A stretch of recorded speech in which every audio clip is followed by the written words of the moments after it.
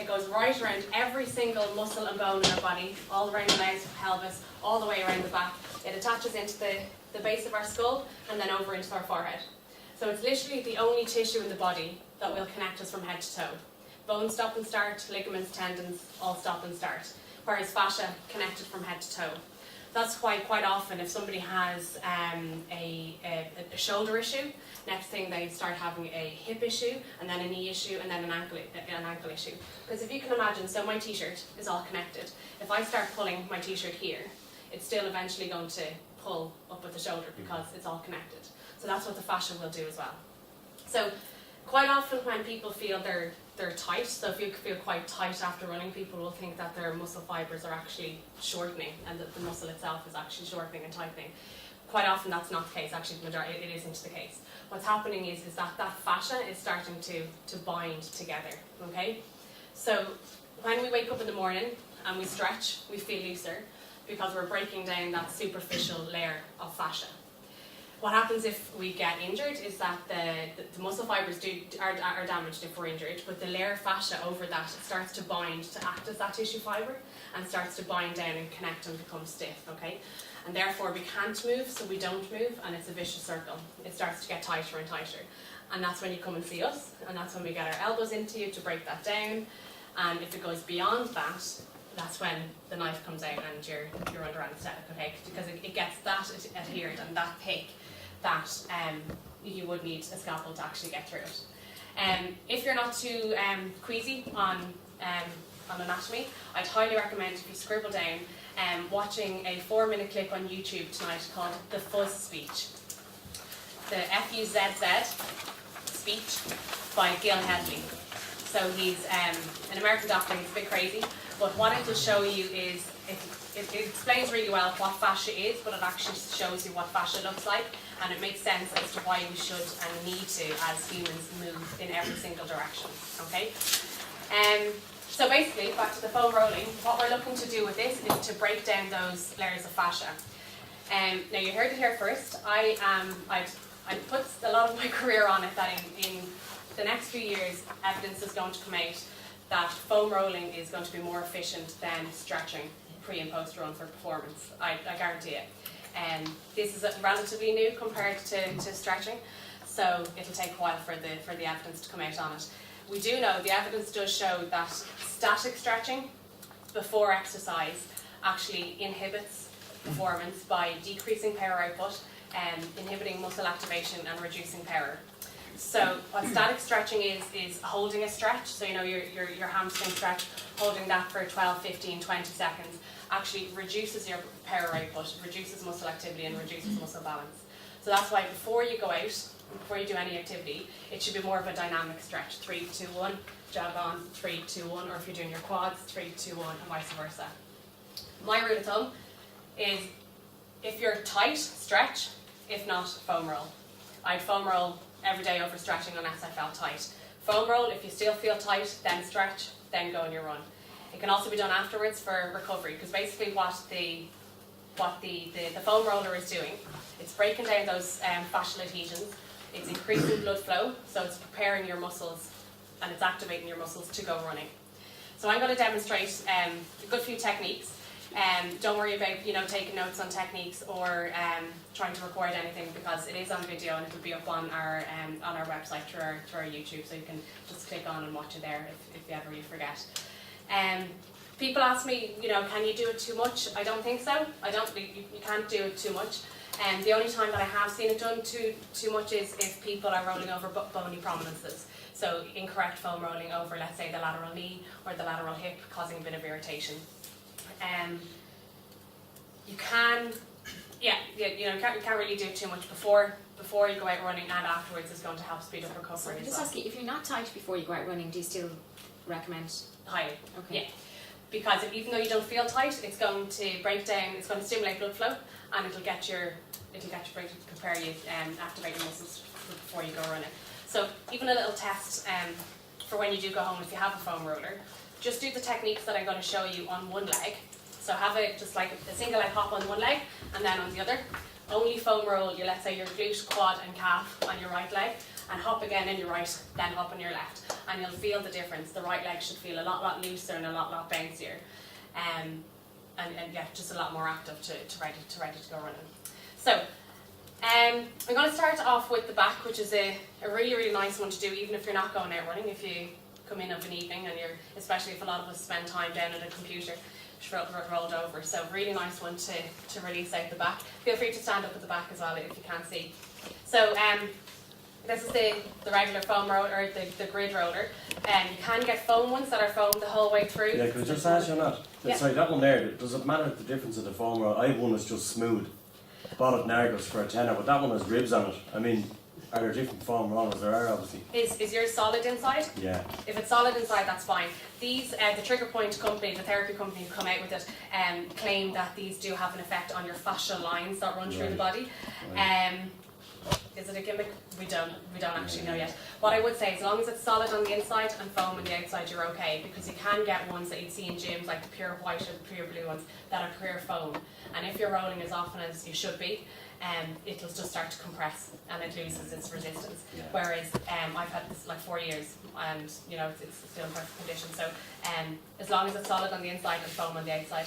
Now you can get the ones that are out now called the rumble rollers. We actually have a couple in the back there with the big huge nodules in it. It really depends on how far you want to go. If you have a look back there, Catherine will show you this one. Yeah.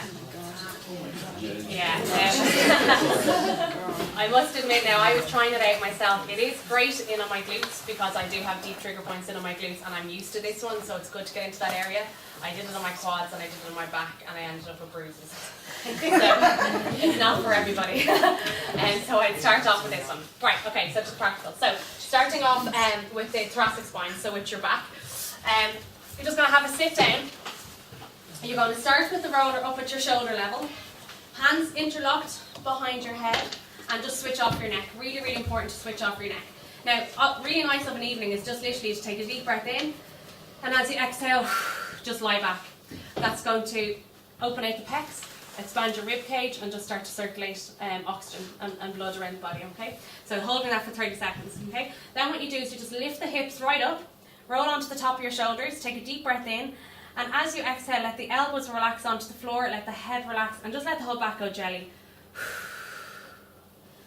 I got nice few clicks there. And rolling down to the base of the ribs, not base of the spine. We don't want the roller to go into the base of your back, because you already have a curve in your back. You don't want to extend that, okay? So base of the ribs only. So again, deep breath in, shoulders up.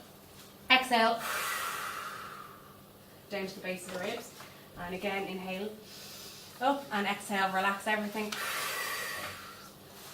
And down, okay? Really nice way to stimulate everything. It feels great on your back, okay? From there, then you can hop onto your glutes. I'll just do one side. So with the glute, you want the ankle that you're rolling up, okay? So I'm rolling my right glute at the moment. So right ankle is up on left knee, hands behind for balance. So you're going to roll from the bone that we sit on all the way to the back of our hip, okay? So through the centre should be fine on most people. So up and down there a few times, 6 to 8 times, depending on how tight you feel. Then, especially for runners, if you start to turn the knee down towards the ground and come up and down through there, you're going to feel nasty, feel a nice few tight spots in there. So if I find a tight spot, I just sit on it, take a deep breath in, exhale, relax onto it, and bounce the knee. So now I'm not only going up and down the fibres, I'm actually coming across the fibres as well. And again, bounce 10 times, and usually if there's a tight spot, there's one just above and just below that as well. So if I move slightly down, another one there, deep breath in, and exhale, and bounce, okay? So do that for as many times as you need on the spots, and again, just rolling up and down. And then lastly, you turn right to the very outside, because our glute muscles go right to the side of the hip. So we're going to the very outside again. There'll be a few nasty ones up at the top there. Inhale, exhale onto it, and bounce. For 10, 9, 8, 7, 6, 5, 4, 3, 2, 1, and then small little rolls up and down over that. Okay, so we have centre up and down, middle, and then to the very side, okay? And just bouncing on any areas that are tense. Again, then hop on to the other side. Must admit, I don't find foam rollers amazing for hamstrings unless you have tension and an injury. You will feel this if you have tight hamstrings. If you don't have any tension, you don't really feel much. But basically what you do here is you just turn the toe all the way in, and you're pushing all the way up to your hip bone and all the way down to the knee. Okay? So just up and down. Again, 6 to 8 times. If you feel tension up the top, holding that and letting the legs swing over and back. This is a full body workout as well because you're holding yourself up, and I'm going to be out of breath soon. Okay? And then again you come into centre. Again, there's a lot of big muscle tissue there. If you're not tense, you're not going to feel too much, and then you can flip onto the outside by just turning the toes out. Okay. Then you come down onto your calf.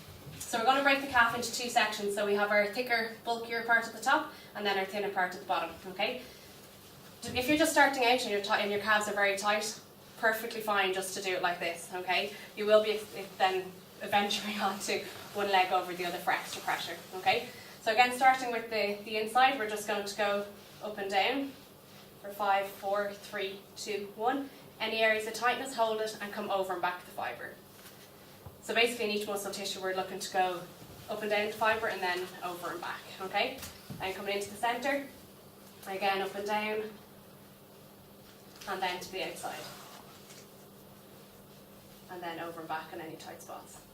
If we come down to the bottom of the calf then, it's where really, really important actually for any long distance runners. A lot of Achilles injuries can be mimicked with tib post, so it's a muscle that's very deep into your calf. So one leg over the other, and really grind down into the inside of the calf there. Feel really, really nice and good loosening out. And again, up and down. And instead of coming over and back on this one, what you can do is hold the area that's tight and actually circle your ankle.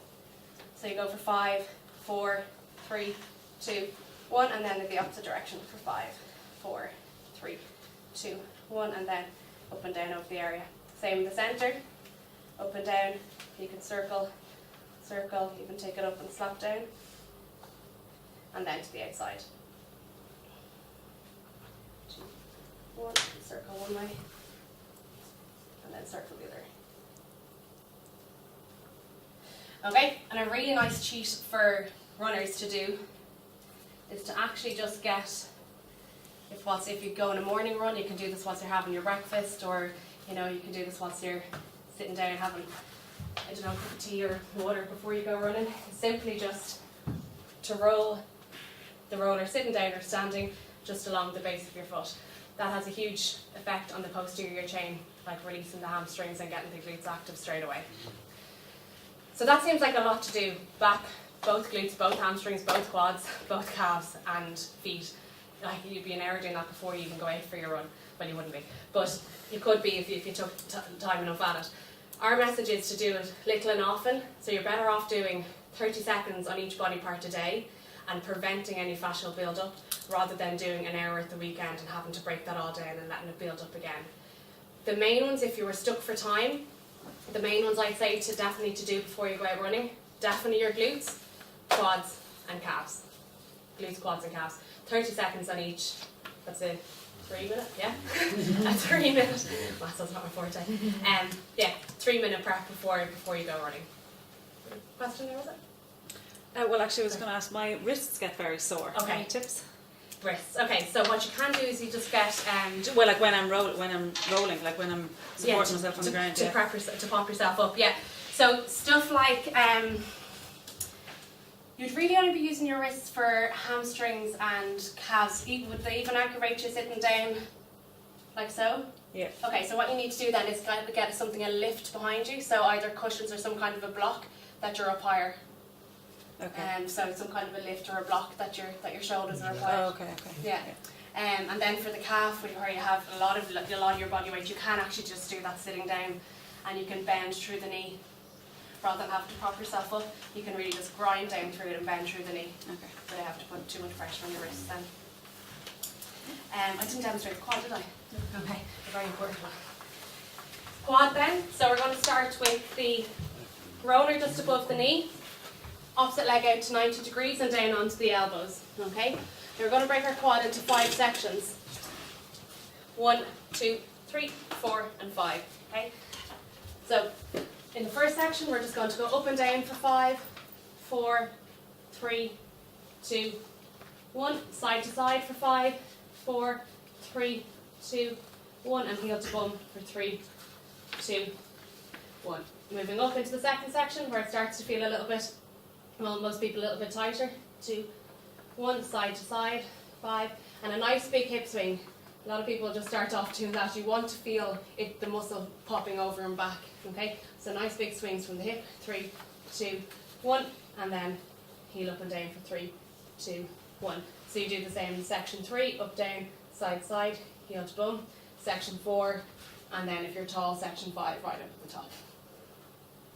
All right. So it does seem like a lot. It will. It's definitely worth it. Bread and butter, not only of my own training, but I know for me with a lot of my clients, especially athletic clients. Sorry, when is pain too much in the sense that can you damage yourself? Like if you're having experienced quite a lot of pain, it's quite tight. Do you push through it and keep going, or do you kind of, I don't know, do less and go back later?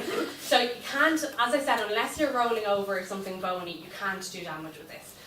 You just have to use your breathing to, to push through it. But what you could do is maybe just offload it slightly. So if your quads were extremely tight, let's say through here, and you felt this was way too painful, what you can do is you can just take your knee in slightly, or even come up here and just offload it so there's more pressure now going through your opposite, so through your hands and through your knees. And once you can get that, then you can start to put a bit more body weight on it. I'd say persist through it. Everybody hates it the first time. When I get clients in here, they or jump off or curse at me. So just persevere through it. The first time you do it, it'll never ever be as bad again, because if you've broken that down and if you maintain that, there's less to break down each time. So that's why I said it's better to do little and often rather than 30 minutes or an hour at the weekend. Sorry, just for your quads, would you do it 3 times then again for like inside, outside, centre? Not like necessarily. 5 times 3 for each leg? No, not necessarily. But what you would be doing if you turned onto the inside would be your adductors and your groins, because you're going to get the majority of your quad coming up there. Yeah. If you turn to the outside, so knees here, and out my knees Yeah. facing you, you can do the same technique up and down through there, up, down, side to side, and you're going to get your adductors, and that is nasty but hugely effective for any hip pain. So if you have hip pain whilst you're running, very important and effective to roll your adductors, which is the base of your groin muscles basically. For your IT then? Yes, I was waiting for that. ITV, right? Kira does it all the time. Fair play to her. My argument on the ITV band is that it's not a contractile tissue. It doesn't contract and relax. It comes from our glutes, covers over a majority of our hamstring, majority of our quads and some of our hamstring, and then attaches down below the knee. You can foam roll your ITB all day long and cause yourself pain, but if you don't foam roll your glutes and your quads and your hamstring, you're absolutely wasting your time, because it's not a tissue that contracts and relaxes by itself anyway. So you're better off rolling your glutes, your quads and your hamstrings off where the ITB covers. If you're an elite runner like Kira then, and you want to prevent any knee issues or anything like that, rolling the ITB is absolutely fine, but you're better off spending your time rolling your glutes and your quads. Alright? Yeah. Any other questions? Yep, cool. Right, great. I'm going to pass you on to